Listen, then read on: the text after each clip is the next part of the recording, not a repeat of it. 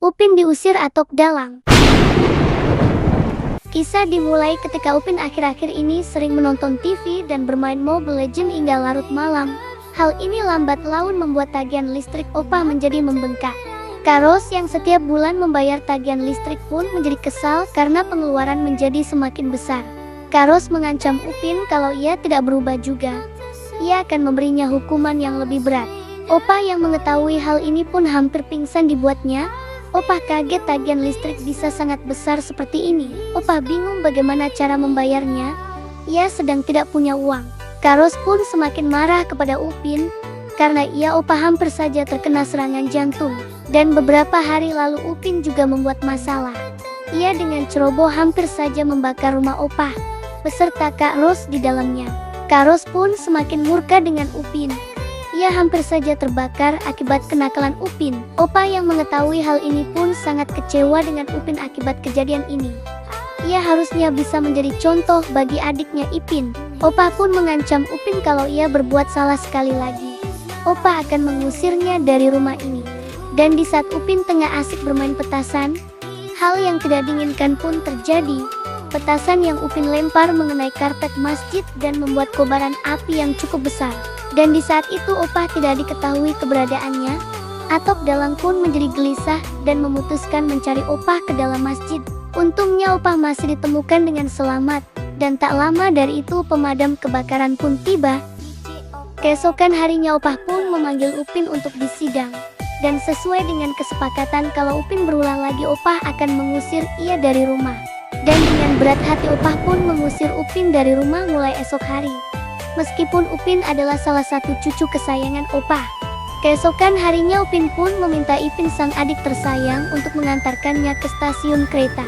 Ia hendak pindah ke Indonesia karena sudah tidak ada yang menginginkannya lagi di kampung durian runtuh. Dan setibanya di stasiun Upin sangat sedih karena kereta yang ingin ia naiki sudah berangkat. Dan Upin sudah tidak ada uang lagi untuk membeli tiket baru. Ipin pun tidak habis akal. Ia berusaha mengejar kereta terakhir yang hendak menuju Indonesia. Dan syukurlah Upin pun bisa naik kereta yang akan mengantarkannya ke tujuan. Perjalanan ke Indonesia cukup jauh. Upin bertahan menghadapi cuaca ekstrim di atas kereta. Ia pun harus terima nasib saat ini tidak ada lagi rumah tempatnya bernaung. Setibanya di lokasi tujuan Upin pun bergegas turun. Ia harus bekerja untuk mencari uang untuk ia bisa makan. Sesampainya di Indonesia, Upin pun langsung bekerja menjadi supir truk. Ia diperintahkan untuk mengantar sembako ke Lampung dengan segera. Meskipun baru pertama kali mengemudikan truk, Upin terbilang cukup mahir dalam melibas jalan yang terjal.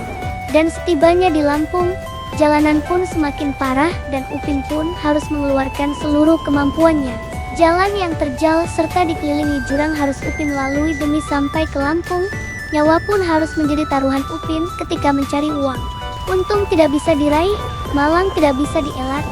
Truk Upin pun tergelincir akibat tidak kuat menanjak. Untung Upin masih dapat mengendalikan truk dan masih diberikan umur yang panjang. Dan Upin pun melanjutkan perjalanan melalui sungai hingga sampai tujuan. Dan setelah 1 bulan bekerja menjadi supir, Upin sudah mendapatkan kepercayaan dari bos untuk mengantarkan lebih banyak barang. Dan saat dalam perjalanan selanjutnya, tiba-tiba Upin dihampiri oleh seorang gadis yang meminta tolong.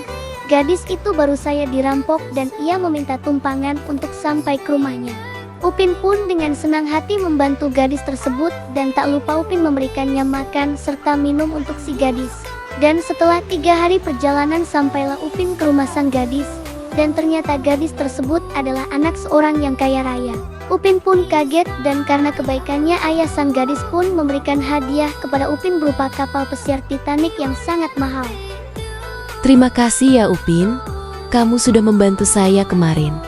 Semoga kamu mendapat pahala yang besar. Awalnya Upin hanya menganggap itu sebatas candaan. Tapi Upin pun kaget ketika ia berlari ke pantai lalu melihat kapal yang dijanjikan untuknya.